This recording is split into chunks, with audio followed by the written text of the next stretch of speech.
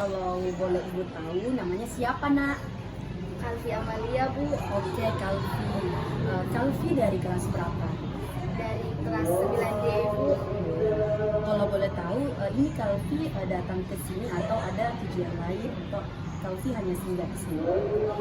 Jadi begini, Bu, saya datang ke sini karena sebenarnya saya ingin sedikit cerita, Bu. Lihat dari wajahnya Kalvi, sudah terlihat ya kesedihan yang telah dialami Kalvi. Mungkin Kalvi, sebelumnya Ibu dulu mau tanya, perasaan Kalvi hari ini senang atau sedih? Bagaimana perasaannya sekarang? Saya merasa bingung, Bu.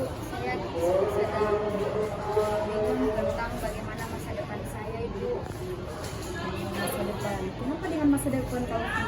Mungkin anak Kalvi bisa menjelaskan. Saya ragu dengan masa depan saya, Bu. Mungkin karena saat ini saya terlalu banyak bercanda, Bu, khususnya dalam belajar.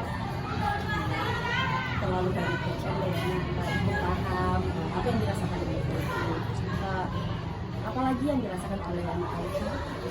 Saya merasa susah untuk menolak ikut perkataan teman, Bu. Misalnya dalam mengerjakan tugas, teman banyak mengatakan tidak usah mengerjakan tugas. Saya gampang terdistraksi, Bu. Makanya saya banyak nilai saya yang jelek, Bu.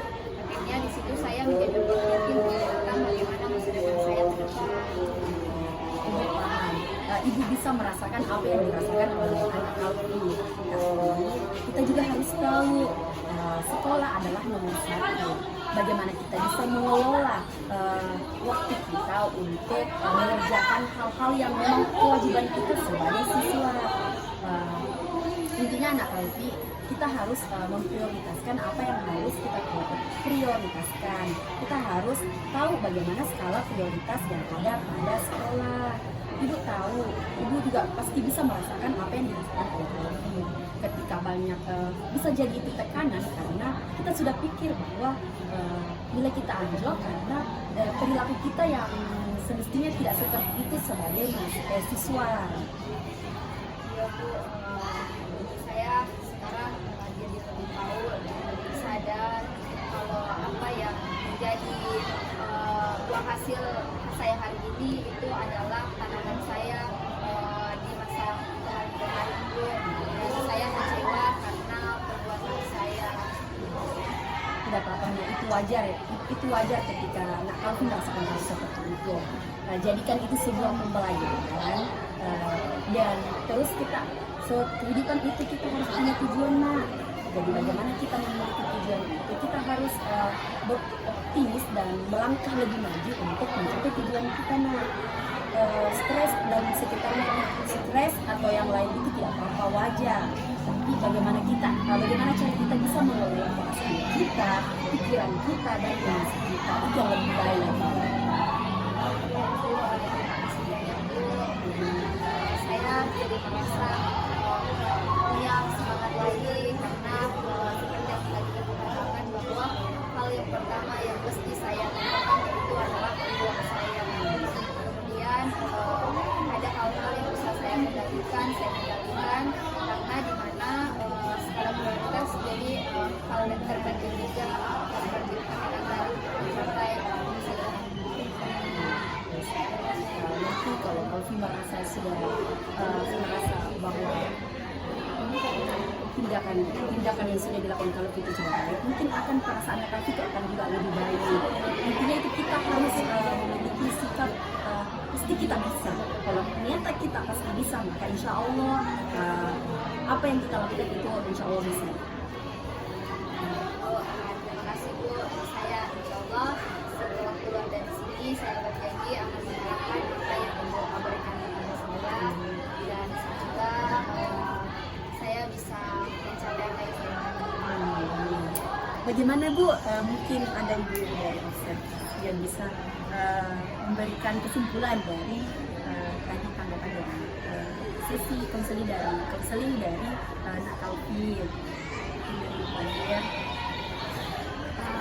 Mungkin dari saya yang saya dengar tadi dari permasalahannya anak Kalvi yang dari temannya kadang terdistrak kurang untuk mengejar misalkan kerja mungkin dari uangnya yang di sini tapi mungkin bisa lah mencari teman yang bisa mendukung Kak itu sendiri yang mendukung kayak dari mendukung untuk belajar lebih giat lagi atau juga mencari organisasi yang mendukung Kak untuk giat belajar. Mungkin sekian dari saya. Kalau Ibu Wana bagaimana Bu? Jadi kan tadi nakal itu yang stres akademis ya. Ya. Ya, jadi stres akademis itu masalah yang umum dihadapi oleh siswa, apalagi kalau mendekati ujian begitu. Nah, di sini juga stres akademis itu menunjukkan tanda-tanda seperti menarik diri begitu, yang kehilangan semangat. Ya, meskipun sudah berusaha kelas, penurunan prestasi akademis juga sering terjadi. Mungkin berarti Kalau mungkin Ibu Gita bagaimana Bu dengan menanggapi hal tersebut? kalau menurut saya dengan pandangan saya terhadap masalah konflik itu ada strategi yang harus diperhatikan, seperti waktu, penyelesaian masalah yang bertahap, dan dukungan sosial seperti dari keluarga, pergaulan pertemanan, sehingga stres yang dialami kalki itu dapat mengatasi stres akademisnya dan menjaga keseimbangan dan merawat kesehatan mental kalki sendiri. Itu dari saya. Nah, jadi menurut saya pandangan saya terhadap masalah kalki ini terdapat juga faktor eksternal seperti tekanan keluarga dan persaingan juga memperburuk stres ini. Untuk mengatasi stres ini diperlukan strategi seperti yang disebutkan oleh Ibu Gita tadi.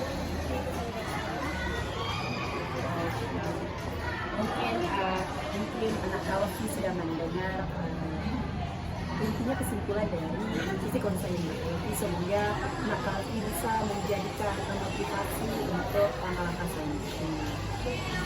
Terima kasih kepada Ibu Gita dan terima kasih kepada semua ibu-ibu yang sudah memberikan masukan.